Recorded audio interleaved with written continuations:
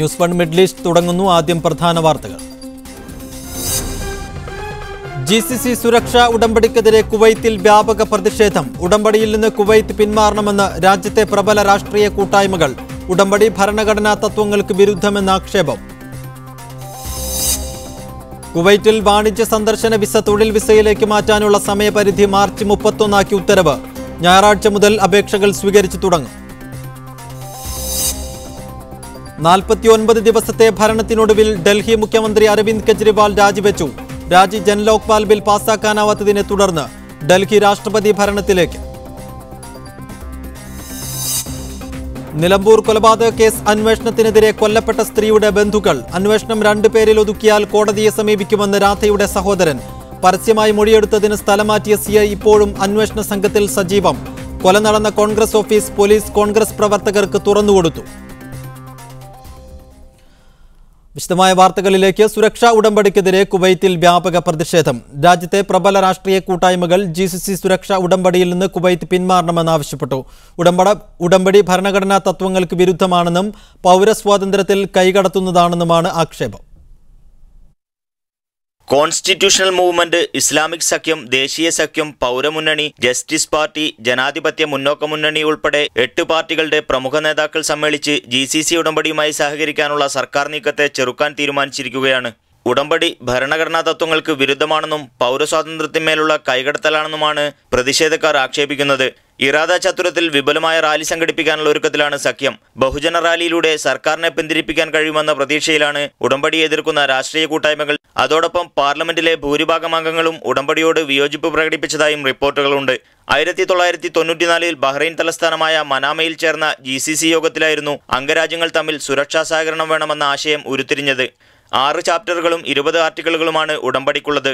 ആദ്യ ചാപ്റ്ററിൽ പൊതുകാര്യങ്ങളും 2ാം ചാപ്റ്ററിൽ സുരക്ഷാ സഹകരണവുമാണ് പ്രതിപാദിക്കുന്നത്. അതിർത്തി നിയന്ത്രണ സംവിധാനം, ദുരന്ത അപകടഘട്ടങ്ങളിലെ സഹകരണം, കുറ്റവാളികളെ കൈമാറൽ എന്നിവയാണ് തുടർന്നുള്ള ചാപ്റ്ററുകളിലുള്ളത്.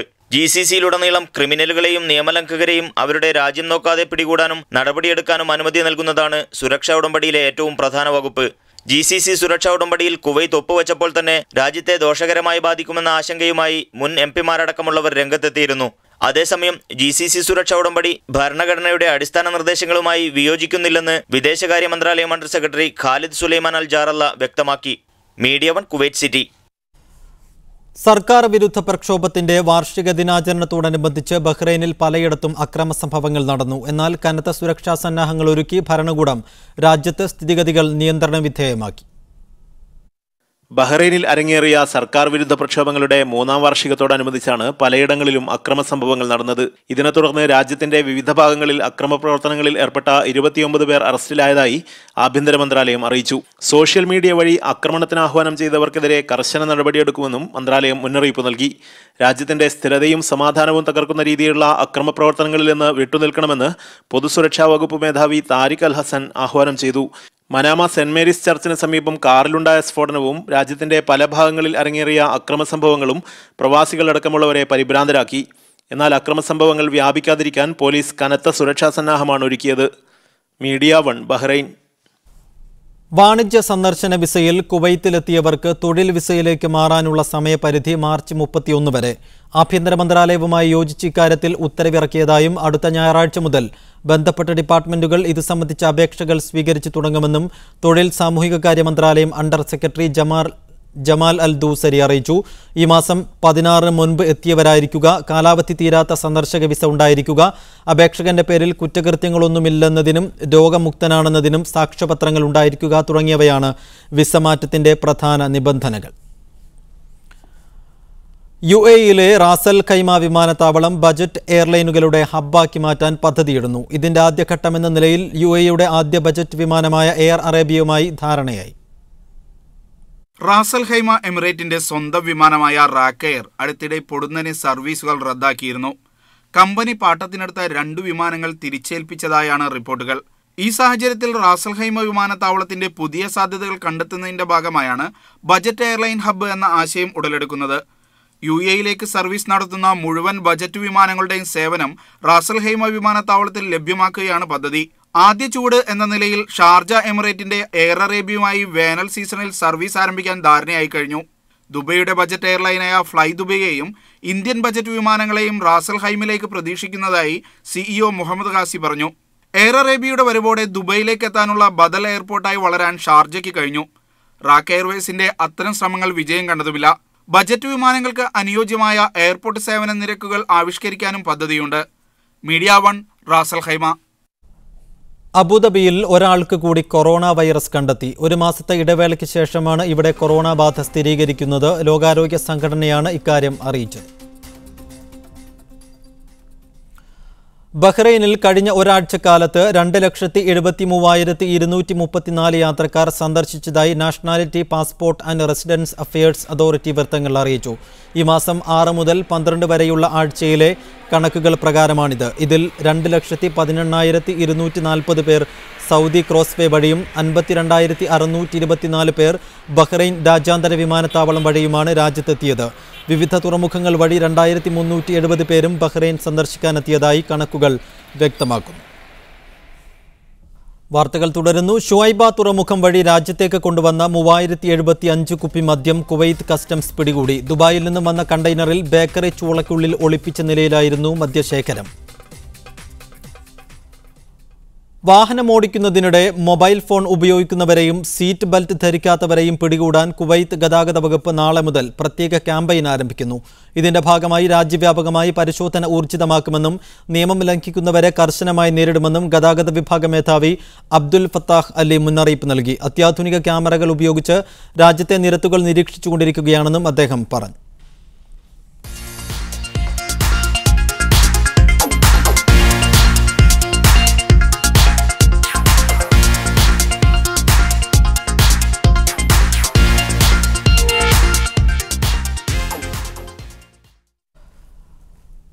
ഫ്രഞ്ച് ഇറ്റാലിയൻ പെർഫ്യൂം കമ്പനിയായ ജിയോന്ന ബാച്ചി ബോളിവുഡ് താരം സോനു സൂദിനെ ബ്രാൻഡ് അംബാസിഡറായി പ്രഖ്യാപിച്ചു. കമ്പനിയുടെ പുതിയ ഉൽപ്പന്നമായ ഡിമാൻ സീരീസ് വിപണിയിലിറക്കുന്നതിന്റെ ഭാഗമായി ദുബൈയിൽ വാർത്താ സമ്മേളനത്തിലാണ് പ്രഖ്യാപനമുണ്ടായത്. മോഡലിംഗ് രംഗത്ത് നിന്ന് സിനിമയിലെത്തിയ താരമാണ് സോനു സൂഡ്. 3 വ്യത്യസ്ത സുഗന്ധങ്ങളിൽ പുറത്തിറങ്ങുന്ന ഡിമാൻ സീരീസിന്റെ മിഡിൽ ഈസ്റ്റിലെ പരസ്യ മോഡലായിരിക്കും ഇനി സോനു. ദുബൈയിലെ ഷെയ്ഖ് മുഹമ്മദ് സയ്യിദ് കമ്പനിയാണ് വിതരണക്കാർ. MD മുഹമ്മദ് അലി, സയ്യിദ്, സതീഷ് ചാന്ദ്വാനി എന്നിവർ സോനു സൂഡിനൊപ്പം വാർത്താ സമ്മേളനത്തിൽ പങ്കെടുത്തു. ദേശാടനം ചെയ്യുന്ന സ്രാവുകളുടെ ചിറക് വെട്ടിയെടുത്ത് കയറ്റുമതി ചെയ്യുന്നത് തടയാൻ അറബ് മേഖലയിലെ രാജ്യങ്ങൾ കൈകോർക്കുന്നു.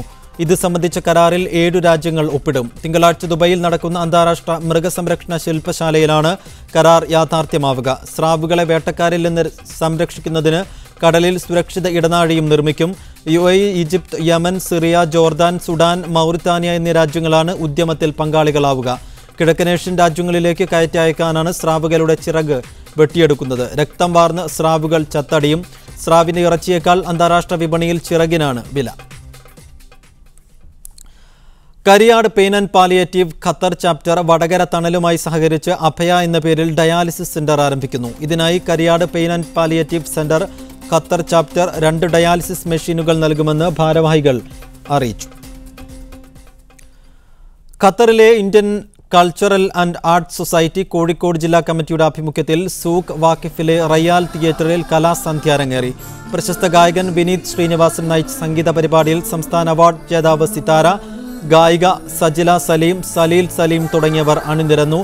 പ്രശസ്ത മിമിക്രി കലാകാരൻ സിറാജ് പയ്യോളിയുടെ ഹാസ്യാവിഷ്കാരവും ഗണേഷ് കോയമ്പത്തൂരിന്റെ സാഹസിക പ്രകടനവും ചടങ്ങിന് മാറ്റുകൂട്ടി. ഇൻകാസ് നാട്ടിൽ നടത്തിവരുന്ന ജീവകാരുണ്യ പ്രവർത്തനങ്ങൾക്ക് പണം സ്വരൂപിക്കാനാണ് സംഗീത പരിപാടി നടത്തിയതെന്ന് സംഘാടകർ അറിയിച്ചു.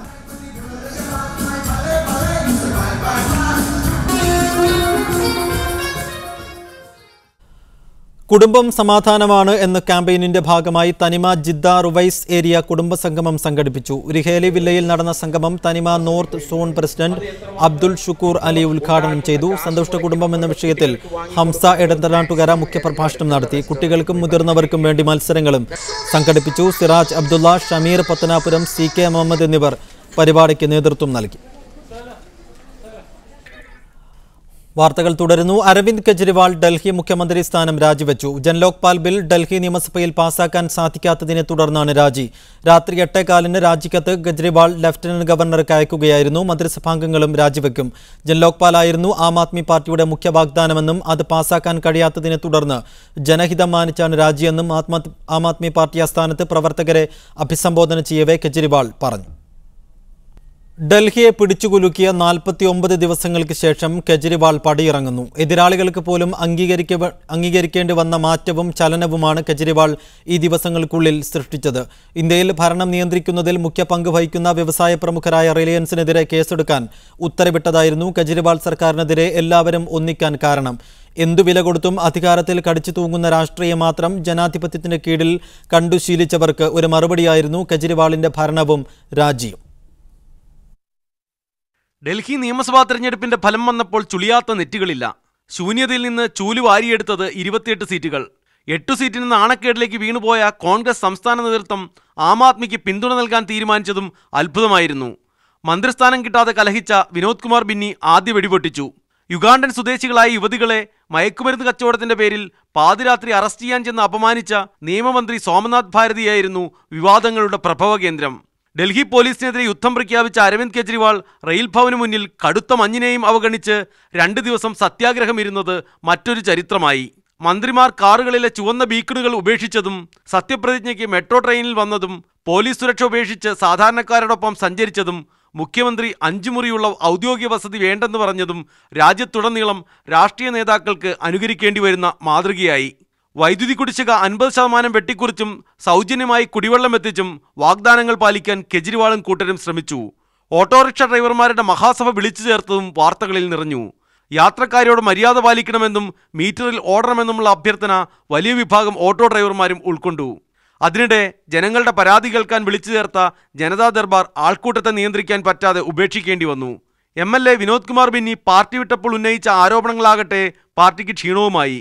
പിന്നീട് ആം ആദ്മിയുടെ മുഖ്യശ്രദ്ധ ജനലോക്പാൽ ബില്ലിലും സ്വരാജ് ബില്ലിലുമായിരുന്നു.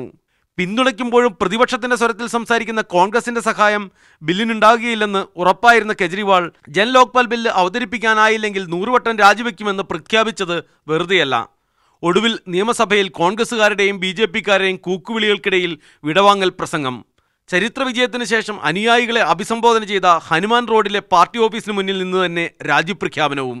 കൂടുതൽ പിന്തുണയോടെ തിരിച്ചുവരുമെന്ന പ്രതീക്ഷയിൽ തന്നെയാണ് ജനാധിപത്യ ഇന്ത്യ കണ്ട ഏറ്റവും വലിയ രാഷ്ട്രീയ പരീക്ഷണത്തിന് കെജ്രിവാൾ തൽക്കാലമായി തിരശീലയിടുന്നത്. D Sreejith, media 1, Delhi. വിദ്യാർത്ഥികൾക്ക് നേരെയുള്ള അതിക്രമം തടയാൻ ചെന്ന മലയാളി MPമാർക്ക് ഡൽഹി പോലീസിന്റെ ലാത്തിയടി. MP രാജേഷിനും MP അച്യുതനുമാണ് മർദ്ദനമേറ്റത്. അരുണാചൽ പ്രദേശ് സ്വദേശിയായ നിതോം താനിയയുടെ കൊലപാതകത്തെക്കുറിച്ച് വിശദമായ അന്വേഷണം ആവശ്യപ്പെട്ട് വടക്കുകിഴക്കൻ സംസ്ഥാനത്ത് നിന്നുള്ള വിദ്യാർത്ഥികൾ നടത്തിയ മാർച്ചിന് നേരെയാണ് പോലീസ് ലാത്തി വീശിയത്. ലാത്തിചാർജിനെ തുടർന്ന് ചിതറിയോടിയ വിദ്യാർത്ഥികളെ പിറകെ പോയി മർദ്ദിച്ച പോലീസിനെ തടയാനാണ് MP രാജേഷും MP അച്യുതനും ശ്രമിച്ചത്. അരുണാചൽ പ്രദേശ് സ്വദേശിയായ നിതോം താനിയുടെ കൊലപാതകത്തെക്കുറിച്ച് വിശദമായ അന്വേഷണം ആവശ്യപ്പെട്ട് വടക്കുകിഴക്കൻ സംസ്ഥാനത്തു നിന്നുള്ള വിദ്യാർത്ഥികൾ നടത്തിയ മാർച്ചിനു നേരെയാണ് പോലീസ് ലാത്തി വീശിയത്. പാർലമെന്റ് സമ്മേളനം അവസാനിക്കാറായിട്ടും വടക്കുകിഴക്കൻ സംസ്ഥാനങ്ങളിൽ നിന്നുള്ള വിദ്യാർത്ഥികൾക്ക് നേരെയുണ്ടാകുന്ന ആക്രമണത്തെക്കുറിച്ച് മതിയായ ചർച്ച പോലും നടക്കുന്നില്ലെന്ന് വിദ്യാർത്ഥികൾ പരാതിപ്പെട്ടു. ലാത്തിചാർജിനെ തുടർന്ന് ചിതറിയോടിയ വിദ്യാർത്ഥികളെ പിറകെ പോയി മർദ്ദിച്ച പോലീസിനെ തടയാനാണ് MP രാജേഷും MP അച്യുതനും ശ്രമിച്ചത്. പരിക്കേറ്റ MPമാരെ വാഹനത്തിനകത്തേക്ക് വലിച്ചിട്ട് അറസ്റ്റ് ചെയ്തതായി പ്രഖ്യാപിച്ച് പാർലമെന്റ് ഹൌസ് പോലീസ് സ്റ്റേഷനിലേക്ക് കൊണ്ടുപോയി. ഒരു വിദ്യാർത്ഥിയെ 8-10 പേർ ചേർന്ന് മർദ്ദിക്കുകയാണ്. അപ്പോൾ ഞങ്ങൾ ഓടിച്ചെന്ന് തടയാൻ ശ്രമിച്ചതാണ്. തടയാൻ ശ്രമിച്ചപ്പോൾ അത് ഞങ്ങളോട് ആരാണെന്ന് ചോദിച്ചു. MPമാരാണെന്ന് പറഞ്ഞതോടുകൂടി ഞങ്ങളെ ബലം പ്രയോഗിച്ച് കഴുത്തിന് തൂക്കിപ്പിടിച്ച് വാഹനത്തിലേക്ക് എറിയുകയും വാഹനത്തിലിട്ട് മർദ്ദിക്കുകയും ചെയ്തു. എന്നെ മാത്രമല്ല 65 വയസ്സുള്ള CPIയുടെ മുതിർന്ന നേതാവ് അച്ചുവേട്ടനെ വരെ വാഹനത്തിലിട്ട് ഭീകരമായിട്ട് മർദ്ദിക്കുകയാണ്. ഇത് പാർലമെന്റ് അല്ല, പോലീസ് വണ്ടിയാണ്, ഇതിനകത്തിട്ട് കൊല്ലും എന്നാണ് അവർ ഭീഷണിപ്പെടുത്തിയത്. പിന്നീട് മുതിർന്ന നേതാക്കളായ MA ബേബിയും സീതാറാം യെച്ചൂരിയും പോലീസിനോട് സംസാരിച്ചാണ് പ്രശ്നങ്ങൾ തീർത്തത്. മർദ്ദിച്ച പോലീസുകാരെ തിരിച്ചറിയാൻ പരേഡ് നടത്തി. മീഡിയ 1, ഡൽഹി.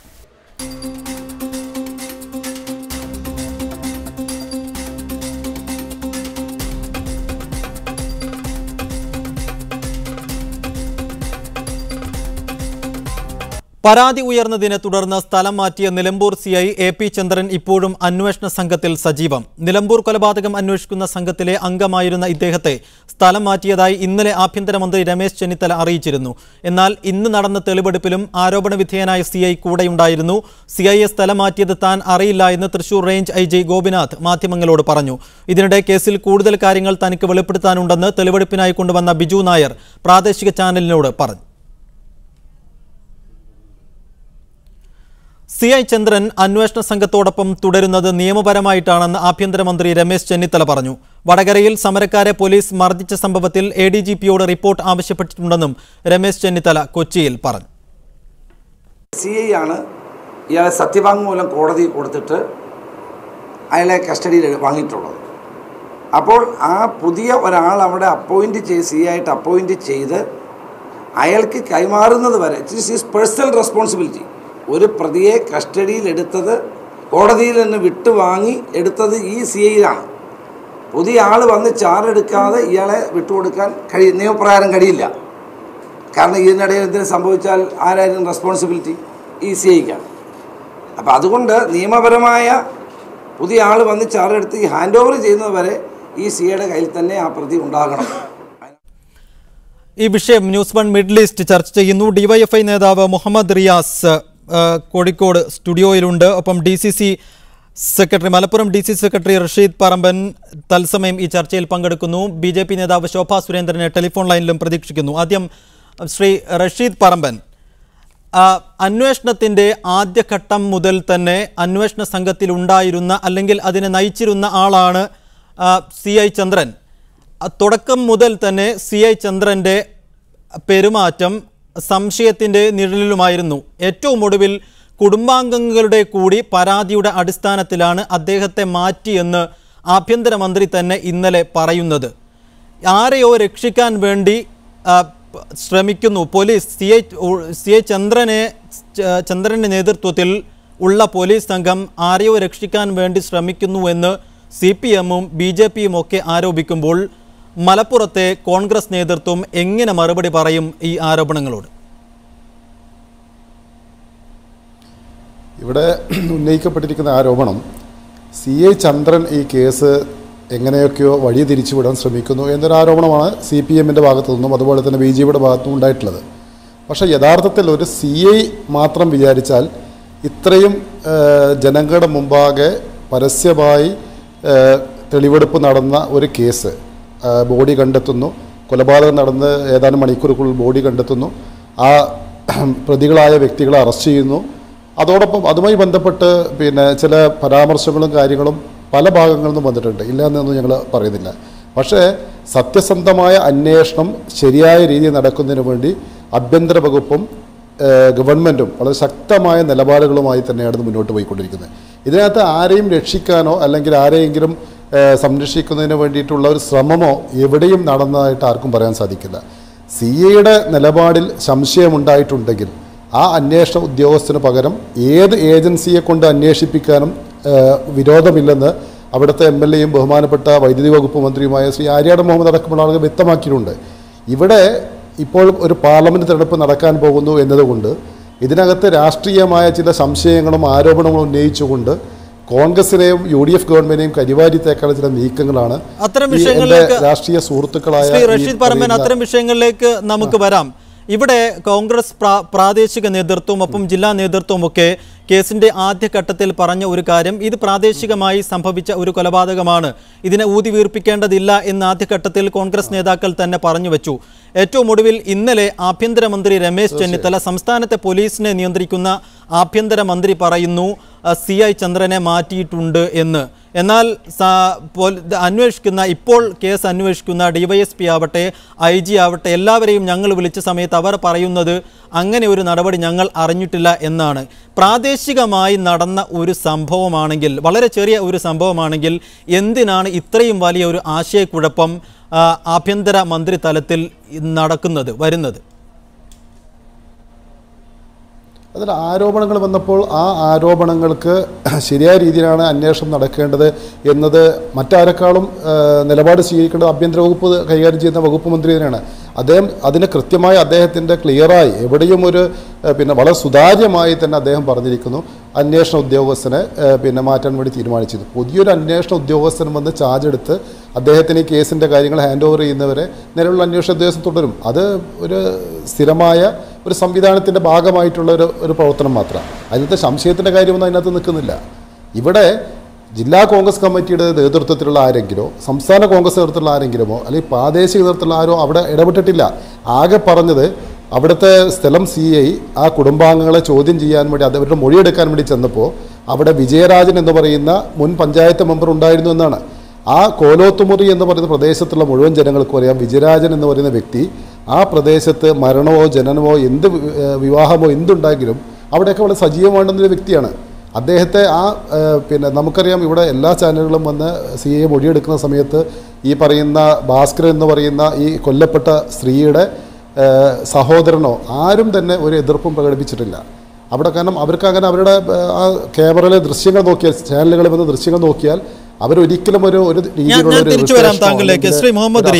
തൃപ്തികരമാണോ കോൺഗ്രസിന്റെ ഈ വിശദീകരണം? അല്ല, ഒരിക്കലും തൃപ്തികരമല്ല എന്ന് മാത്രമല്ല, ഈ കൊലപാതകവുമായി ബന്ധപ്പെട്ട് സർക്കിൾ ഇൻസ്പെക്ടറും പോലീസും പൊതുവെ എടുത്തിട്ടുള്ള സമീപനത്തിൽ ഒരുപാട് ദുരൂഹതകളുണ്ട്. ഒന്ന്, ഇപ്പോൾ ഇവിടെ എൻ്റെ സുഹൃത്ത് തന്നെ പറഞ്ഞൊരു കാര്യം, ഭാസ്കരൻ എന്ന് പറയുന്ന സഹോദരൻ്റെ മൊഴിയെടുക്കുന്ന സമയത്ത് കോൺഗ്രസിൻ്റെ പഞ്ചായത്ത് മെമ്പറും മറ്റു കോൺഗ്രസിൻ്റെ നേതാക്കന്മാരും ഉണ്ടായിരുന്നു എന്ന് ദൃശ്യങ്ങളിൽ കണ്ടതാണ്. ഒരു ചോദ്യം, പോലീസിന് മൊഴി കൊടുക്കുക ക്രിമിനൽ പ്രൊസീജിയർ കോഡ് സെക്ഷൻ 161 പ്രകാരമാണ്. സെക്ഷൻ 161 ക്രിമിനൽ പ്രൊസീജിയർ കോഡ് പ്രകാരം പോലീസിന് മൊഴി കൊടുക്കുന്ന സമയത്ത് ഇങ്ങനെ ആളുകൾ ചുറ്റും നിന്ന് അവർ ഇടപെട്ട് എന്ത് പറയണമെന്ന് ഭാസ്കരനെ നിർബന്ധിക്കുന്ന രീതി ശരിയാണോ എന്നുള്ള ചോദ്യം പ്രസക്തമാണ്. രണ്ടാമത്തെ ദുരൂഹതക്കുള്ള കാരണം, ഈ കൊലപാതകം നടന്നു. എൻ്റെ സുഹൃത്ത് ഇവിടെ ലോക്സഭാ തെരഞ്ഞെടുപ്പ് പറയുന്നു, ഈ കൊലപാതകം നടന്നത് ഇടതുപക്ഷ പ്രസ്ഥാനത്തിൻ്റെ ഓഫീസിൽ നിന്നല്ല, കോൺഗ്രസിൻ്റെ ഓഫീസിൽ നിന്ന്. ലോക്സഭാ തെരഞ്ഞെടുപ്പ് ചരിത്രത്തിൽ ഒരിക്കലും ഇനി നടക്കുന്നില്ലെങ്കിൽ പോലും ചർച്ച ചെയ്യപ്പെടേണ്ട വിഷയമല്ലേ. അപ്പോൾ ഈ സംഭവം നടന്ന ഉടനെ രാധ എന്ന് പറയുന്ന കോൺഗ്രസിൻ്റെ അനുഭാവി കൂടിയായ തോപ്പുകാരിയുടെ സഹോദരൻ ഭാസ്കരൻ ചില കാര്യങ്ങൾ പറഞ്ഞു.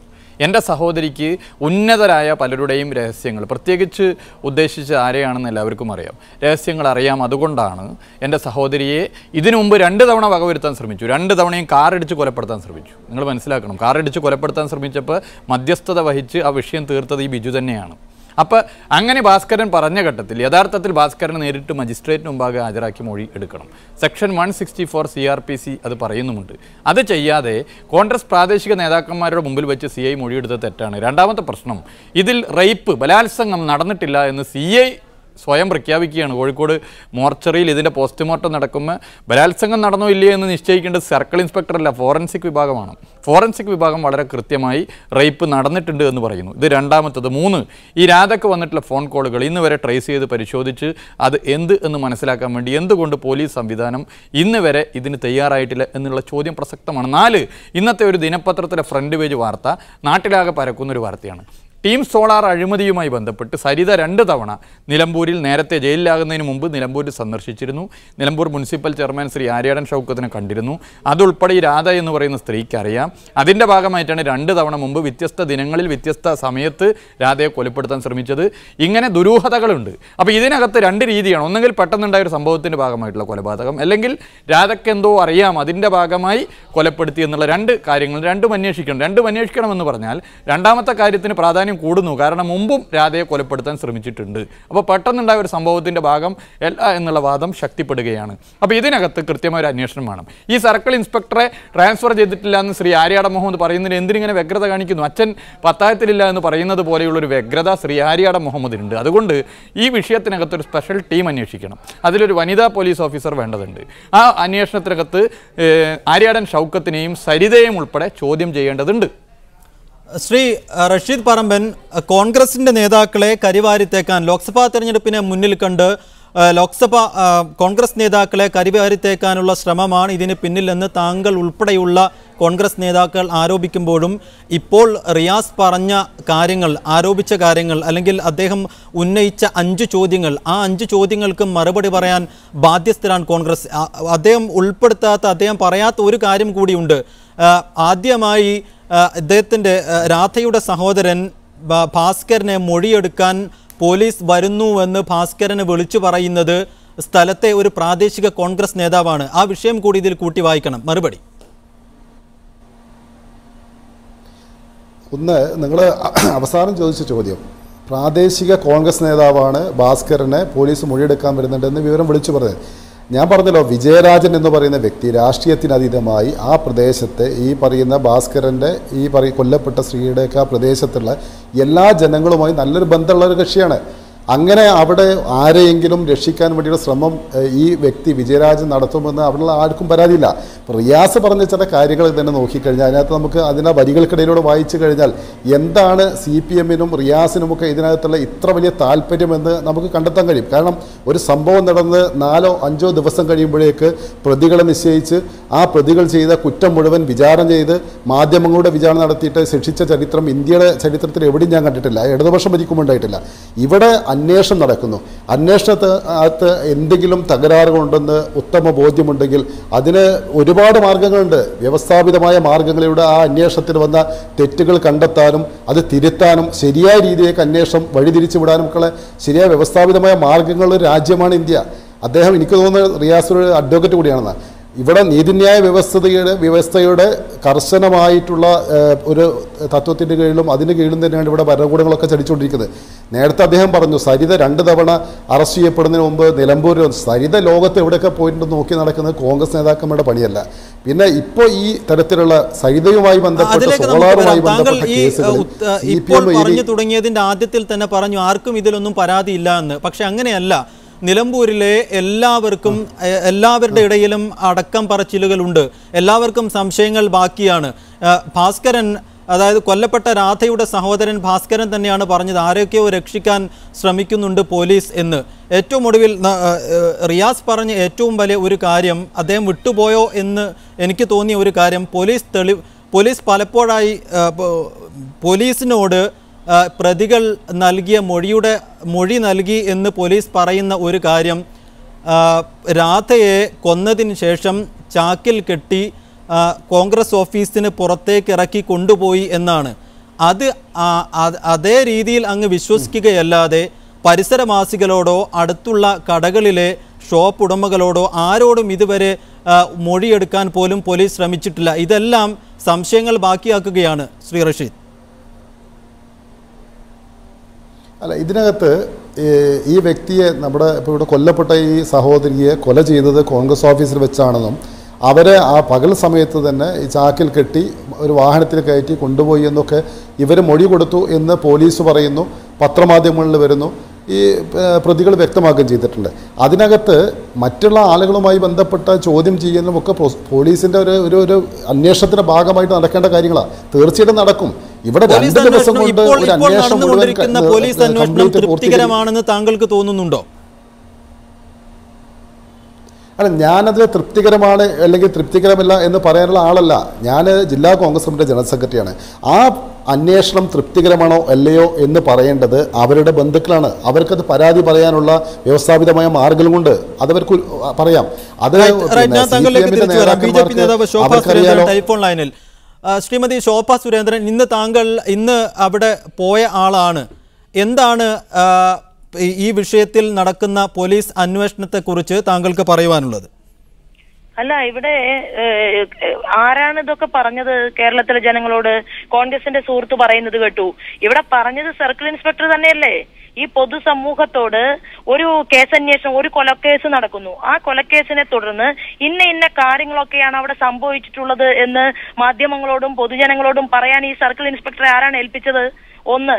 രണ്ടാമത്, മാൻ മിസ്സിംഗ് കേസ് എന്നുള്ള രീതിയിൽ ഒരു മന്ത്രിക്ക് തന്റെ MLA ഓഫീസിനകത്ത് വർഷങ്ങളോളം ജോലി ചെയ്ത ഒരു സ്ത്രീ ദുരൂഹമായ സാഹചര്യത്തിൽ ആ സ്ത്രീയെ കാണുന്നില്ല എന്ന് പരാതി പറഞ്ഞത് 5-ാം തീയതി കാണാതായതാണല്ലോ. അതിനെ തുടർന്ന് ഇത്രയും ദിവസങ്ങൾക്ക് ശേഷം ഇത് കണ്ടെത്തിയത് നമ്മുടെ ബഹുമാനായിട്ടുള്ള മന്ത്രി തിരുവനന്തപുരത്തിരുന്ന് ഇടപെട്ടുകൊണ്ട് ആഭ്യന്തര വകുപ്പിലെ ഉന്നതനായിട്ടുള്ള ഒരു പോലീസ് ഓഫീസറോട് അന്വേഷിക്കാൻ പറഞ്ഞിട്ട് അവരന്വേഷിച്ചതിന് ശേഷം ഈ ബോഡി കണ്ടെത്തിയത്. അത് ബോഡി നാട്ടുകാരുടെ ശ്രദ്ധയിൽപ്പെട്ടു. അതിനെ തുടർന്ന് ജനവികാരമുണ്ടായി. എന്നിട്ടും ഈ സർക്കിൾ ഇൻസ്പെക്ടർ ചെയ്തത് എന്തായിരുന്നു? സർക്കിൾ ഇൻസ്പെക്ടർ ഈ സംഭവം പ്രതികളുടെ കയ്യിൽ നിന്ന് വിവരം കിട്ടിയതിന് ശേഷം പോലും ആ കോൺഗ്രസ് കമ്മിറ്റി ഓഫീസിനകത്ത് വന്ന് അവിടെ വന്നു പോകുന്ന ആളുകളുടെ മൊഴിയെടുക്കാനോ ചുറ്റുമുള്ള ആളുകളുടെ, അതായത് പരിസരവാസികളുടെ മൊഴിയെടുക്കാനോ, ഈ രാധ സ്ഥിരമായി ചെല്ലുന്ന, അതായത് ഏതാണ്ട് ഒരു 11 വർഷക്കാലം ശ്രീമാൻ ഷൗക്കത്തിന്റെ ഓഫീസിലെ ജീവനക്കാരിയായിരുന്നുവല്ലോ രാധ, അവിടെയും തൂപ്പുജോലി ചെയ്തിരുന്നല്ലോ രാധ. അങ്ങനെയുള്ള പരിസര പ്രദേശങ്ങളിൽ അതിനെ തുടർന്നുള്ള അന്വേഷണം നടത്താനോ സർക്കിൾ ഇൻസ്പെക്ടറുടെ ഭാഗത്ത് നിന്ന് ശ്രമമുണ്ടായില്ല. മാത്രവുമല്ല, ഇന്നലെ ആഭ്യന്തര വകുപ്പ് മന്ത്രി എന്താണ് പറഞ്ഞത്? തെറ്റ് ചെയ്തിട്ടുള്ള ഉദ്യോഗസ്ഥനെ സ്ഥലം മാറ്റുമെന്നാണ് പറഞ്ഞത്. തെറ്റു ചെയ്ത ഉദ്യോഗസ്ഥനെതിരെ നടപടി സ്വീകരിക്കുമെന്നാണ് പറഞ്ഞത് ആഭ്യന്തര വകുപ്പ് മന്ത്രി. അപ്പോ ആ സർക്കിൾ ഇൻസ്പെക്ടർക്ക് എതിരെ സസ്പെൻഷൻ നടപടി കൊണ്ടുവരാൻ അല്ലെങ്കിൽ നടപടി ഉണ്ടായോ? ഉണ്ടായില്ലല്ലോ. അതേ സർക്കിൾ ഇൻസ്പെക്ടറെ സുഖകരമായ മറ്റൊരു സ്ഥലത്തേക്ക് ട്രാൻസ്ഫർ ചെയ്തു കൊടുത്തു. അതല്ലേ സംഭവിച്ചത്? എന്നിട്ടോ ഇന്ന് അതേ സർക്കിൾ ഇൻസ്പെക്ടറെ കൊണ്ടുപോയിട്ടാണല്ലോ ഉന്നതരായിട്ടുള്ള പോലീസ് ഓഫീസർമാര് ഈ കേസന്വേഷണത്തിന്റെ മറ്റു കാര്യങ്ങൾ നടത്തിയത്.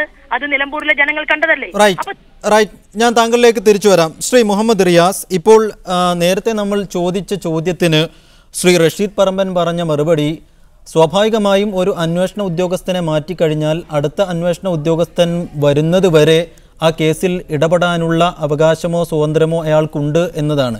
അതുകൊണ്ട് തന്നെ ഇന്നും CI ചന്ദ്രൻ ഇവരുടെ വീട്ടിൽ വന്ന് മൊഴിയെടുത്തെങ്കിൽ, കേസിൽ ഇടപെട്ടുവെങ്കിൽ അതിൽ അസ്വാഭാവികത കരുതേണ്ടതുണ്ടോ? ഉറപ്പല്ലേ, അസ്വാഭാവികത തന്നെയല്ലേ. ഞാൻ ചോദിക്കട്ടെ, ഒരു അന്വേഷണ ഉദ്യോഗസ്ഥനെ മാറ്റിയത് അയാൾക്ക് ബഹുമതി കൊടുത്ത് പ്രൊമോഷൻ കൊടുത്തിട്ടല്ല മാറ്റിയത്. അദ്ദേഹത്തിൻ്റെ ഭാഗത്ത് വീഴ്ചയുണ്ട്, ദുരുദ്ദേശമുണ്ട്, അദ്ദേഹത്തിന് പ്രത്യേക താല്പര്യമുണ്ട് എന്നുള്ളത് കൊണ്ടാണ് മാറ്റിയത്.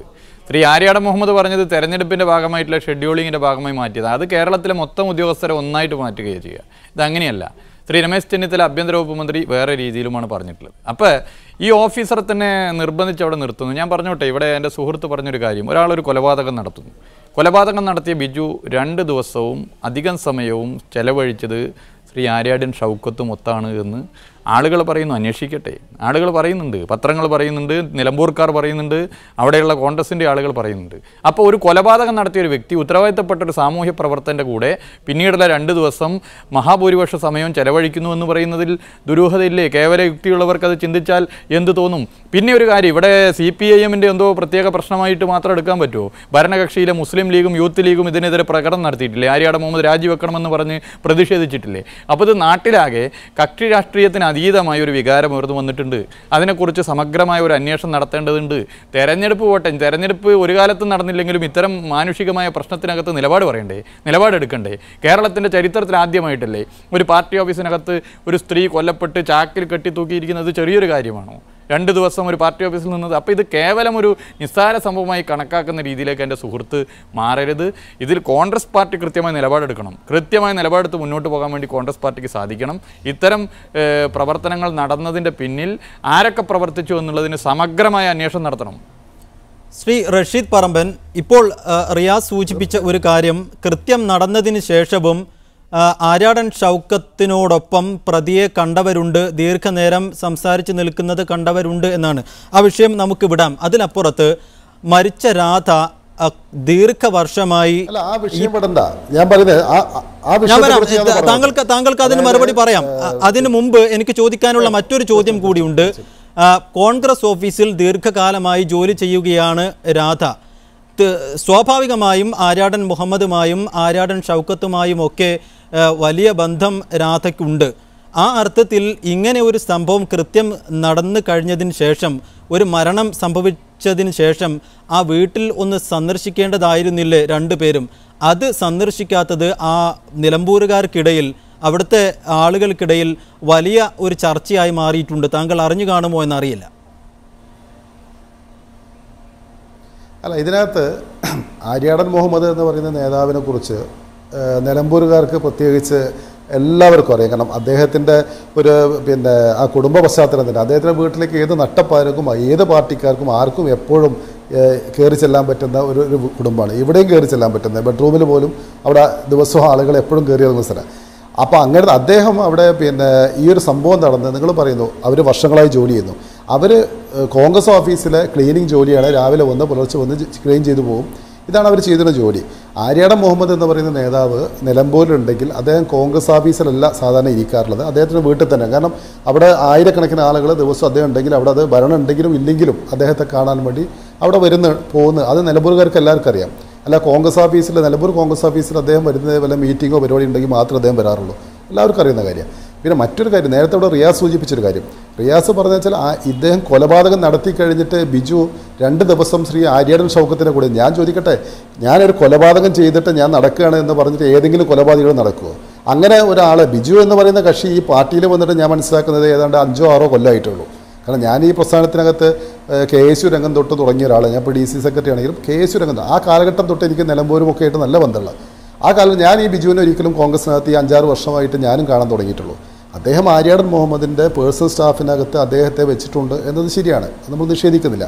പക്ഷേ ഒരു പേഴ്സണൽ സ്റ്റാഫ് നടത്തുന്ന കൊലപാതകത്തിന് അദ്ദേഹത്തിൻ്റെ വ്യക്തിപരമായ ചില ബന്ധങ്ങൾ നടന്ന ഒരു കൊലപാതകത്തിൻ്റെ പൂർണ്ണ ഉത്തരവാദിത്വം ആര്യാടൻ മുഹമ്മദും അതുപോലെ തന്നെ അദ്ദേഹത്തിൻ്റെ പുത്രനും ഏറ്റെടുക്കണമെന്ന് പറഞ്ഞാൽ അത് ഏറ്റെടുക്കാൻ മാത്രം ഒരു ബാലിശമായി ഞങ്ങൾക്ക് ആ ഒരു തീരുമാനത്തെ അല്ലെങ്കിൽ ആ ഒരു കാര്യത്തെ കാണാൻ കഴിയുള്ളൂ. അതേ സമയത്ത് നിഷ്പക്ഷമായ അന്വേഷണം നടത്തി ഇതൊരു ഒരു കോൺസ്പിറൻസി, ഇതിൻ്റെ പിന്നിൽ കോൺസ്പിറൻസി ഉണ്ടെങ്കിൽ നമുക്കറിയാം IPC 120B പ്രകാരമുള്ള ആ ഒരു കോൺസ്പിറൻസിയിൽ ആരൊക്കെ പങ്കാളികളായി എന്നതൊക്കെ തുടർന്നുള്ള അന്വേഷണങ്ങൾ പുറത്തു വരേണ്ടതാണ്. ഇവിടെ നമുക്കറിയാം കോൺസ്പിറൻസിയുടെ ഭാഗമായിട്ട് വലിയൊരു കൊലപാതക കേസിലെ പ്രതികളെ ശിക്ഷിച്ച ഒരു ചരിത്രം ഇപ്പോൾ കേരളത്തിൽ പുതുതായിട്ടുണ്ടായി. നമുക്കറിയാം TP ചന്ദ്രശേഖരൻ വധക്കേസിൽ. അപ്പോൾ അവിടെയൊക്കെ ഞാൻ ചോദിക്കണം, 1-1.5 വർഷക്കാലം അന്വേഷണം നടത്തി അതിലെ പ്രതികളെ മുഴുവൻ രംഗത്ത് കൊണ്ടുവന്ന് കോടതിയിൽ വിചാരണ നടത്തി കുറ്റവാളികളെ ശിക്ഷിക്കുന്ന സമീപനം അവിടെയൊക്കെ ഉണ്ടായിട്ടില്ലേ? ഇവിടെ മാത്രം എന്താ ഞാൻ ചോദിക്കുന്നത്, ഇതിനകത്ത് ഈ കൊല്ലപ്പെട്ട സഹോദരിയുടെ കുടുംബത്തിൻ്റെ ദുഃഖത്തിലും അവരുടെ വേദനയും ഞങ്ങൾ പങ്കുചേരുകയാണ്. ഞങ്ങൾക്ക് ഒരു സ്വന്തം സഹോദരി നഷ്ടപ്പെടുന്ന സഹോദരൻ്റെ വേദന ഞങ്ങൾക്കറിയാം. അതിനൊന്നും ആർക്കും ഒരു അഭിപ്രായ വ്യത്യാസമില്ല. പക്ഷേ ഒരു അന്വേഷണം നടക്കുന്ന ഉദ്യോഗസ്ഥൻ്റെ ആ അന്വേഷണത്തിൽ അപാകതകളുണ്ടെങ്കിൽ അത് ചൂണ്ടിക്കാണിച്ചാൽ ആ നിമിഷം ഇത് തിരുത്താൻ തയ്യാറാണ് എന്ന് കേരളത്തിൻ്റെ ആഭ്യന്തര വകുപ്പ് മന്ത്രി പറഞ്ഞു. പെട്ടെന്ന് തന്നെ നടപടി ഉണ്ടായിട്ടുണ്ട്, അതിന് കാത്തു നിന്നിട്ടില്ല. പക്ഷേ ആ ഉദ്യോഗസ്ഥനെ മാറ്റി അതിന് പകരം പുതിയ ആൾ വന്ന് ചാർജ് എടുക്കുന്നവരെ എല്ലാ ഏർപ്പാടുകളും ഇദ്ദേഹം നടത്തിക്കോട്ടെ എന്നൊന്നും ആരും പറഞ്ഞിട്ടില്ല. ഇനി DYSPയോ അല്ലെങ്കിൽ IGയോ അങ്ങനെയുള്ള ആളുകൾ ഇദ്ദേഹത്തെ മാറ്റിയത് അറിഞ്ഞിട്ടില്ല എന്നുണ്ടെങ്കിൽ അത് ഡിപ്പാർട്ട്മെൻറ്റ് തലത്തിലെ കാര്യമാണ്. അതിന് മറുപടി പറയേണ്ട ബാധ്യത ഞങ്ങൾക്കില്ല. അത് ഡിപ്പാർട്ട്മെന്റിലെ ഉദ്യോഗസ്ഥന്മാർ അവരുടെ തലത്തിൽ പറയുന്നത്. ഞാൻ താങ്കളിലേക്ക് തിരിച്ചുവരാം. ശ്രീമതി ശോഭാ സുരേന്ദ്രൻ, ഇന്ന് നിലമ്പൂരിൽ പോയ സമയത്ത് രാധയുടെ വീട്ടിൽ താങ്കൾ പോയിരുന്നു. അവിടെ നിന്ന് രാധയുടെ കുടുംബാംഗങ്ങളിൽ നിന്ന് താങ്കൾക്ക് മനസ്സിലാക്കാൻ കഴിഞ്ഞ കാര്യങ്ങൾ എന്തൊക്കെയാണ്? അല്ല, അവിടെ രാധയുടെ സഹോദരൻ ഞങ്ങളോട് പറഞ്ഞത് ഇത്രയും കാലമായിട്ട് ഇങ്ങനെ ജോലി ചെയ്യുന്ന സഹോദരി മരിച്ചതിന് ശേഷം ഞങ്ങൾ ചോദിച്ചു, ശ്രീ ഷൗക്കത്ത് അവിടെ വന്നിരുന്നുവോ? കാരണം രാധയ്ക്ക് ഒരു സഹോദരിയുണ്ട്, ആ സഹോദരി ഇപ്പോ ഒറ്റപ്പെട്ട അവസ്ഥയിലാണല്ലോ. അതുപോലെ തന്നെ ഒരു യഥാർത്ഥ ബുദ്ധി വളർച്ചയില്ലാത്ത ഒരു സഹോദരനുണ്ട്. അപ്പൊ സ്വാഭാവികമായിട്ടും ശ്രീ ഷൗക്കത്ത് അവിടെ ചെല്ലേണ്ടതായിരുന്നു. വരാത്തതിൽ രാധയുടെ സഹോദരന് ദുഃഖമുണ്ട്. ആ ദുഃഖം അദ്ദേഹം ഞങ്ങളോട് രേഖപ്പെടുത്തി. അത് മാത്രമല്ലല്ലോ, അദ്ദേഹം മാത്രമല്ല പറയുന്നത്. ഇവിടെ നമ്മൾ ശ്രദ്ധിക്കേണ്ട ഒരു കാര്യം, ഏത് കേസാണ് കേരളത്തില് ഇങ്ങനെ ഒരു മന്ത്രിയുമായി ബന്ധപ്പെട്ടുകൊണ്ട് നടന്ന ഒരു കേസ് എന്ന് പറയുമ്പോൾ ഞങ്ങൾ ആരും ശ്രീ ആര്യാടൻ മുഹമ്മദ് വന്നു ഈ ബലാത്കാരം നടത്തിയെന്നൊന്നും പൊതുസമൂഹം പറഞ്ഞില്ലല്ലോ. പക്ഷെ ദുരൂഹതയുടെ നിഴലിലാണ് ബഹുമാനായിട്ടുള്ള മന്ത്രി നിലകൊള്ളുന്നത് എന്നുള്ളതാണ് നമ്മൾ പറയുന്നത്. കാരണം ഈ ബഹുമാനനായിട്ടുള്ള മന്ത്രിയുടെ ഓഫീസിൽ ജോലി ചെയ്ത ഒരു സ്ത്രീയെ കാണാതായിട്ട് വേണ്ട രീതിയിലുള്ള അന്വേഷണം നടത്താൻ അദ്ദേഹം ആവശ്യപ്പെട്ടില്ല. ഒന്ന്. രണ്ടാമത്, ഇതുമായി ബന്ധപ്പെട്ടുകൊണ്ട് സർക്കിൾ ഇൻസ്പെക്ടർക്ക് വീഴ്ച വന്നു എന്ന് ബോധ്യം വന്നിട്ടും ആ സർക്കിൾ ഇൻസ്പെക്ടർക്ക് അദ്ദേഹത്തെ സസ്പെൻഡ് ചെയ്യണമെന്നുള്ള ആ നടപടിക്രമങ്ങൾ ഒരുക്കിയെടുക്കാൻ അതിനുവേണ്ടി ശ്രമവും അദ്ദേഹം നടത്തിയില്ല. അതുപോലെ തന്നെ മൂന്നാമതായി നമുക്ക് കാണാൻ സാധിക്കുന്നത്, ഇവിടെ ഇതേ പോലീസ് ഓഫീസർമാര് എന്തുകൊണ്ട് ഇവരുടെ, അതായത് ആരാണോ സംശയത്തിന്റെ നിഴലിൽ നിൽക്കുന്നത് അവരുടെ ഫോൺ കോൾ പരിശോധിക്കാനുള്ള നടപടിക്രമങ്ങൾക്ക് പോലും അവർ തുടക്കം കുറിച്ചിട്ടില്ല. അതിനുള്ള ഒരു ശ്രമവും അവർ നടത്തിയില്ല. ഈ കൊലപാതക കേസുമായി ബന്ധപ്പെട്ടുകൊണ്ട് ഒരുപാട് കാര്യങ്ങൾ പറയാനുള്ള ആളുകൾ ഈ കോൺഗ്രസ് കമ്മിറ്റി ഓഫീസുമായി ബന്ധപ്പെട്ടുകൊണ്ടുണ്ട്. അതുപോലെ തന്നെ പൊതുസമൂഹത്തിന്റെ ഭാഗത്തുണ്ട്. ഇത് അന്വേഷിച്ചാൽ അറിയാത്തവരാണോ കേരളത്തിലെ പോലീസ്? കേരളത്തിലെ പോലീസ് എന്ന് പറഞ്ഞാൽ അവർക്ക് അന്വേഷിക്കാൻ, വേണമെന്ന് വിചാരിച്ചാൽ പ്രതിയെ പിടിക്കാൻ അവർക്ക് സാധിക്കും. മുൻപ് നമുക്ക് അനുഭവമുണ്ട്. മന്ത്രി ഗുരുദാസന്റെ മകളുടെ വീട്ടിൽ കള്ളം കയറിയപ്പോ 2 ഹവായ് ചെരുപ്പിന്റെ ബലത്തിൽ പോലീസ് പ്രതിയെ പിടിച്ചു. ഇവിടെ അതല്ല. ഇവിടെ പോലീസിനോട് പറയുന്നത് നിങ്ങൾ തെളിവുകൾ നശിപ്പിക്കണമെന്നാണ്. അപ്പൊ തെളിവുകൾ നശിപ്പിക്കാൻ വേണ്ടി ഇവിടെ കേസിന്റെ പ്രാഥമിക ഘട്ടത്തിൽ തന്നെ കേസിനെ അട്ടിമറിക്കാനുള്ള ശ്രമമാണ് ബഹുമാനനായിട്ടുള്ള ശ്രീ ആര്യാടൻ മുഹമ്മദിന്റെ ഭാഗത്ത് നിന്ന് ഉണ്ടായത് എന്ന് പറഞ്ഞാൽ ആ പറയുന്നവരോട് വേദന തോന്നിയിട്ട് കാര്യമില്ല, ദുഃഖം തോന്നിയിട്ട് കാര്യമില്ല. അതാണല്ലോ ഇവിടെ സംഭവിച്ചുകൊണ്ടിരിക്കുന്നത്. അപ്പൊ ഇവിടെ വേണ്ടത്, ഞാൻ കരുതുന്നത്, ഭാരതീയ ജനതാ പാർട്ടിക്ക് മനസ്സിലാക്കാൻ സാധിക്കുന്നത്, ഞങ്ങൾ കരുതുന്നത്, അദ്ദേഹം മന്ത്രിയായി ഇരുന്നു കൊണ്ടുള്ള ഒരു അന്വേഷണത്തിനും ഈ കൊലപാതക കേസിലെ ആസൂത്രണം ചെയ്ത ആളുകളെ കണ്ടുപിടിക്കാനോ അവരെ പൊതുസമൂഹത്തിന്റെ മുന്നിൽ കൊണ്ടുവരാനോ സാധിക്കില്ല. പിന്നെ കോൺഗ്രസ് കമ്മിറ്റി ഓഫീസിനകത്ത് ഇങ്ങനെ ചാക്കിൽ കെട്ടി മണിക്കൂറുകളോളം ഒരു ശവശരീരം വെച്ചു എന്ന് പറയുന്നു. ഇത്രയും ജനത്തിരക്കുള്ള ആ ഓഫീസിൽ നിന്ന് താഴേക്ക് 2 പേർ മാത്രം ചേർന്നുകൊണ്ട് ഈ മൃതശരീരത്തെ താഴേക്കിറക്കി ഗോവണിപ്പടിയിലൂടെ എന്ന് പറയുന്നു. ഇത് വിശ്വസിക്കാൻ മാത്രം ശ്രീ റഷീദ് പറമ്പൻ, അത്തരം ഒരുപാട് ചോദ്യങ്ങൾക്ക് മറുപടി പറയേണ്ടതുണ്ട് പോലീസ്. അതിലപ്പുറത്തേക്ക് ഏറ്റവും വലിയ പ്രധാനപ്പെട്ട ഒരു കാര്യം, സാധാരണ കൊലപാതകം നടക്കുന്നത് ഒരു ഓഫീസിലായാലും അതിപ്പോൾ ഒരു ഷോപ്പിലായാലും ഒരു വീട്ടിലായാലും ഒക്കെ കേസിൻ്റെ പ്രാഥമിക അന്വേഷണമെങ്കിലും പൂർത്തിയാകുന്നത് വരെ കൊലപാതകം നടന്ന സ്ഥലം സീൽ ചെയ്യുകയോ അല്ലാത്ത ഏതെങ്കിലും രീതിയിൽ അത് പോലീസിൻ്റെ നിയന്ത്രണത്തിലാക്കാറുണ്ട്. പക്ഷേ ഇവിടെ നേരെ സ്ഥിതി തിരിച്ചാണ്. അടുത്ത ദിവസം തന്നെ പ്രാഥമിക അന്വേഷണം പോലും പൂർത്തിയാകുന്നതിന് മുമ്പ് തൊട്ടടുത്ത ദിവസം തന്നെ കോൺഗ്രസ് ഓഫീസ് പ്രവർത്തകർക്കായി വിട്ടുകൊടുത്തു. അവിടെ യോഗം ചേരുന്നു, അവിടെ പ്രവർത്തകർ പലതരത്തിൽ കൂട്ടം കൂടുന്നു. എങ്ങനെ ന്യായീകരിക്കാൻ കഴിയും ഇത്? അല്ല, അത് ഒരു തെറ്റായ ഒരു അനുമാനമാണ്. കാരണം കോൺഗ്രസ് ഓഫീസിനകത്ത് ഇന്നലെ ADGPയും അതുപോലെ തന്നെ മലപ്പുറം ജില്ലാ പോലീസ് സൂപ്രണ്ട് ഉൾപ്പെടെയുള്ള ആളുകളൊക്കെ വരികയും അവരവിടെ പരിശോധിക്കുകയൊക്കെ ചെയ്തിട്ടുണ്ട്. അവിടെ ഒരു മീറ്റിങ്ങും അതിനുശേഷം നടന്നിട്ടില്ല. അത് ശരിയായ ഒരു ആരോപണം മാത്രമാണ്. മറ്റൊന്ന്, ശോഭാ സുരേന്ദ്രൻ, പിന്നെ എൻ്റെ പ്രിയപ്പെട്ട സഹോദരിയുടെ കാര്യം പറഞ്ഞു. ഇവിടെ ആര്യാടൻ മുഹമ്മദ് രാജിവെക്കലാണ് ശോഭാ സുരേന്ദ്രൻ്റെയും പാർട്ടിയുടെയും ആവശ്യമെങ്കിൽ അത് ഒരു കേസിൽ ഇതുപോലുണ്ടായ ആര്യാടൻ മുഹമ്മദ് ഇത് കൊലപാതകത്തിൽ പങ്കാളിയാണെന്ന് ഇന്ന് വരെ ആരും പറഞ്ഞിട്ടില്ല, ഒരു പാർട്ടിയും പറഞ്ഞിട്ടില്ല, CPM പറഞ്ഞില്ല. പക്ഷേ ആര്യാടൻ മുഹമ്മദ് മന്ത്രിയായി ഇരുന്നു കൊണ്ട് ആ വിഷയത്തിലേക്ക് നമുക്ക് വരാം, രാഷ്ട്രീയപരമായ വിഷയങ്ങളിലേക്ക് വരാം. ഇപ്പോഴും നിലമ്പൂരിലെ കോൺഗ്രസ് ബ്ലോക്ക് കമ്മിറ്റി ഓഫീസ്, കൃത്യം നടന്ന ഓഫീസ് ഇപ്പോഴും പോലീസിന്റെ നിയന്ത്രണത്തിലാണോ? പോലീസ് നിയന്ത്രണത്തിന് എന്താ സംശയം? അവിടെ കോൺഗ്രസിൻ്റെ മീറ്റിംഗ് അവിടെ നടക്കുന്നില്ല. അവിടെ ബ്ലോക്ക് കോൺഗ്രസ് കമ്മിറ്റിയുടെ ഭാരവാഹികളോട് യോജിച്ച് ഒന്ന് നിങ്ങൾ മനസ്സിലാക്കേണ്ടത്, നിലമ്പൂർ ബ്ലോക്ക് കോൺഗ്രസ് കമ്മിറ്റിയുടെ പ്രസിഡന്റ് ഈ അടുത്ത കാലത്ത് മരിച്ചു. അതിനുശേഷം അവിടെ കാര്യമായ മീറ്റിങ്ങുകളൊന്നും അവിടെ നടന്നില്ല. പിന്നെ ഒരു പ്രധാനപ്പെട്ട മീറ്റിങ്ങുകൾ കാര്യങ്ങൾ ഇത് നടക്കുന്നത് കോൺഗ്രസ് ഓഫീസിൽ, അവിടെ ഓഡിറ്റോറിയങ്ങളിലാണ് നടക്കാറുള്ളത്. പിന്നെ ഈ സംഭവം നടന്നിട്ട് ഇതുവരെ ഒരു മീറ്റിങ്ങും അവിടെ വെച്ച് ചേർന്നിട്ടില്ല. പക്ഷെ അങ്ങനെയല്ല, ഈ കൃത്യം നടന്ന് ഇത് റിപ്പോർട്ട് ചെയ്യാൻ പോയ മുഴുവൻ മാധ്യമ പ്രവർത്തകരും അന്ന് ആ ഓഫീസിൽ പോയിട്ടുണ്ട്, യാതൊരു തടസ്സവും കൂടാതെ. ആരും അവരെ തടയാൻ വന്നിട്ടില്ല എന്നാണ് മലപ്പുറത്ത് നിന്നുള്ള മാധ്യമപ്രവർത്തകർ നൽകിയ വിവരം. അല്ല, മാധ്യമപ്രവർത്തകർ കയറി ചെന്നപ്പോൾ അവരെ തടഞ്ഞിട്ടില്ലെങ്കിൽ അത് തടയേണ്ടത് പോലീസാണ്, അല്ല കോൺഗ്രസ്സുകാരല്ല. അതിനെ കോൺഗ്രസ് കുറ്റം പറഞ്ഞിടുകയല്ല. ഞാൻ പറഞ്ഞു, ഇതിനകത്ത് ഇവിടെ റിയാസ് പറയുന്ന കാര്യമായിരുന്നാലും ശോഭാ സുരേന്ദ്രൻ പറയുന്ന കാര്യമായിരുന്നാലും ഇവർ രണ്ടുപേരുടെയും പിന്നെ അവരുടെ ആവശ്യം ഒന്നാ, എന്താ, ആര്യാടൻ മുഹമ്മദ് രാജിവെക്കണം. ആര്യാടൻ മുഹമ്മദ് ഈ ഒരു കൊലപാതകത്തിലെ യഥാർത്ഥ പ്രതികളെ വെളിച്ചത്ത് കൊണ്ടുവരാനും സമയപരിമിതി മൂലം ഞാനൊന്നുകൂടെ പറഞ്ഞു. ശ്രീ റിയാസ്, താങ്കൾക്ക് അവസാനിപ്പിക്കാം. ആര്യാടൻ മുഹമ്മദ് രാജിവെക്കണം എന്നുള്ള ആവശ്യം തന്നെയാണോ CPM BJPയും ഇത്തരത്തിൽ ഈ കേസിന്റെ പിന്നാലെ കൂടാൻ കാരണം? എന്ത് തരത്തിലുള്ള അന്വേഷണമാണ് ഈ കേസിൽ ആവശ്യം? അന്വേഷണത്തിൻ്റെ സ്വഭാവവും നിയമപരമായി പോലീസിൻ്റെ ഭാഗത്തുള്ള വീഴ്ചയൊക്കെ തുടക്കത്തിൽ ചൂണ്ടിക്കാട്ടി. എൻ്റെ സുഹൃത്ത് അതിന് ഒന്നിനും തന്നെ മറുപടി പറഞ്ഞിട്ടില്ല. ഇവിടെ ആര്യാടൻ മുഹമ്മദിനെയോ മകനെയോ വ്യക്തിപരമായി ആക്ഷേപിച്ചോ അല്ലെങ്കിൽ മോശപ്പെടുത്തിയോ പോകേണ്ട ഉദ്ദേശം ഞങ്ങൾക്കില്ല. അതുപോലെ തന്നെ ആര്യാടൻ മുഹമ്മദിനെയോ മകനെയോ തെറ്റ് ചെയ്തിട്ടുണ്ടെങ്കിൽ എൻ്റെ സുഹൃത്ത് സംരക്ഷിക്കുന്ന പോലെ സംരക്ഷിക്കേണ്ട ആവശ്യകത കോൺഗ്രസിനും ഉണ്ടാകാൻ വേണ്ടി പാടില്ല. ഞാനിവിടെ 5 ചോദ്യം ചോദിച്ചു, ആ 5 ചോദ്യത്തിനും മറുപടി കിട്ടിയിട്ടില്ല. ഇവിടെ വളരെ കൃത്യമായി ഈ കോൺഗ്രസ് ഓഫീസ് സീൽ ചെയ്യപ്പെട്ടിട്ടില്ല, ഈ കോൺഗ്രസ് ഓഫീസ് റെയ്ഡ് ചെയ്യപ്പെട്ടിട്ടില്ല, ഈ സ്ത്രീയുടെ ഫോൺ കോൾ ട്രേസ് ചെയ്തിട്ടില്ല, ഇതുപോലുള്ള ഒരുപാട് കാര്യങ്ങൾ, റേപ്പ് നടന്നിട്ടില്ല എന്നുള്ള പറഞ്ഞ കാര്യങ്ങൾ ഉൾപ്പെടെ സർക്കിൾ ഇൻസ്പെക്ടറും പോലീസും ഇതിനകത്ത് വല്ലാത്തൊരു വ്യഗ്രത കാണിച്ചു. പിന്നെ അനങ്ങിയാൽ ഒരു കാര്യവുമില്ലാതെ TP ചന്ദ്രശേഖരൻ കേസ് പറയുന്നത് തന്നെ പിന്നിൽ ഞാൻ കുഞ്ഞാലി കേസ് പറയാൻ പറയാനായിരിക്കും. കുഞ്ഞാലി കേസിൻ്റെ അനുഭവം അതിലെ പ്രതിയായ ആര്യാടൻ മുഹമ്മദ് നടത്തിയ പ്രവർത്തനമൊക്കെ നാട്ടിലെ ജനങ്ങൾക്കറിയാം. കൊലക്കേസിലെ പ്രതിയായിരുന്നു. അപ്പോൾ അതിലേക്കൊന്നും ഞാൻ കിടക്കുന്നില്ല. സെക്ഷൻ 120B ഏറ്റവും നന്നായി അറിയുന്ന ആൾ ശ്രീ ആര്യാടൻ മുഹമ്മദാണ്. അതിലേക്ക് ഞാൻ കിടക്കുന്നില്ല. എന്നെ സംബന്ധിച്ചിടത്തോളം, പ്രസ്ഥാനത്തെ സംബന്ധിച്ചിടത്തോളം ഇതിനെക്കുറിച്ച് കൃത്യമായ അന്വേഷണം വേണം. ആ അന്വേഷണത്തിൽ ഒരു സ്പെഷ്യൽ ടീം വേണ്ടതുണ്ട്. ആ ടീമിനകത്തൊരു വനിതാ പോലീസ് ഓഫീസർ ഉൾപ്പെടെ വേണ്ടതുണ്ട്. ആ ടീം കൃത്യമായി അന്വേഷണം നടത്തേണ്ടതുണ്ട്. അന്വേഷണത്തിനകത്ത് ഞാൻ നേരത്തെ പറഞ്ഞ ഈ സ്ത്രീ ആരൊക്കെയായി സൗഹൃദമുണ്ട്, ഈ കൊലക്കേസിലെ പ്രതി ആരൊക്കെയായി ബന്ധപ്പെട്ടിട്ടുണ്ട് എന്നുൾപ്പെടെയുള്ളവർ ചോദ്യം ചെയ്യണം. നിലമ്പൂരിലെ സരിതയുടെ 2 തവണയുള്ള സന്ദർശനം, ഇന്നത്തെ ഒരു മംഗളം ദിനപത്രത്തിലെ ഫ്രണ്ട് പേജ് വാർത്ത എടുത്തുകൊണ്ട് തന്നെ ഞാൻ പറയട്ടെ, അതുൾപ്പെടെ അന്വേഷിക്കേണ്ടതുണ്ട് എന്നാണ് എൻ്റെ അഭിപ്രായം. റൈറ്റ്, അതാണ് CPM-ൻ്റെ ആവശ്യം. സമയപരിമിതി പോലെ ചർച്ച ഇവിടെ അവസാനിപ്പിക്കേണ്ടി വരുന്നു. വളരെയധികം നന്ദി ശ്രീ മുഹമ്മദ് റിയാസ്, ഒപ്പം ശ്രീ റഷീദ് പറമ്പൻ, ശ്രീമതി ശോഭ സുരേന്ദ്രൻ ഈ ചർച്ചയിൽ പങ്കെടുത്തതിന്. ഇതോടെ ന്യൂസ് 1 മിഡിൽ ഈസ്റ്റ് ഇവിടെ പൂർണ്ണമാവുന്നു. Good night and good bye.